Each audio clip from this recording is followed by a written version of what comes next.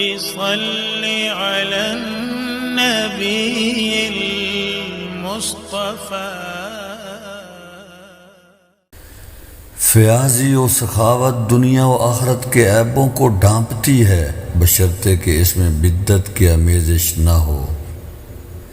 جو منایا جائے اور نہ مانے وہ شیطان ہے۔ جو شخص تم پر ستم کرے اس پر نرم رہو، کیونکہ صاف دل بہت تھوڑے ہوتے ہیں۔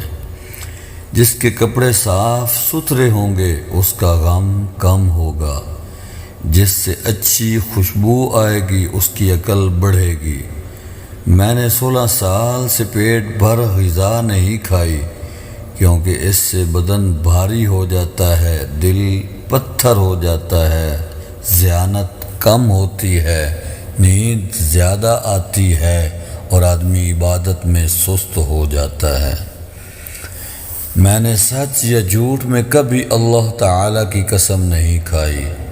جو شخص دنیا اور دنیا کے پیدا کرنے والے دونوں کی محبت کا دعوے دار ہو وہ جھوٹا ہے۔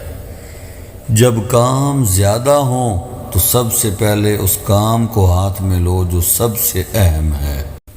زندگی ہمیں اس لیے عطا نہیں کی گئی کہ ہم اسے ان اشغال میں صرف کر دیں جو ہمیں موت کے وقت اس دنیا میں ہی چھوڑنے پڑیں گے۔ کھانے پینے کا بہتر وقت صاحب توفیق کے لیے وہ ہے جب انہیں بھوک لگے، اور جنہیں توفیق نہ ہو انہیں جس وقت مل جائے۔ سب سے زیادہ جاہل وہ ہے جو گناہ سے باخبر ہوتے ہوئے بھی گناہ کا مرتکب ہوتا ہے۔ ایک شریر شخص کو علم اور زیادہ موذی بنا سکتا ہے۔ وہ بھلائی سے محروم ہے جو علم سے پیار نہیں کرتا۔ ہمیشہ کسی دوسرے کو تنہائی میں نصیحت کرو۔ تنہائی میں نصیحت کرنے سے اصلاح، جبکہ سر عام نصیحت کرنے سے رسوائی ہوتی ہے۔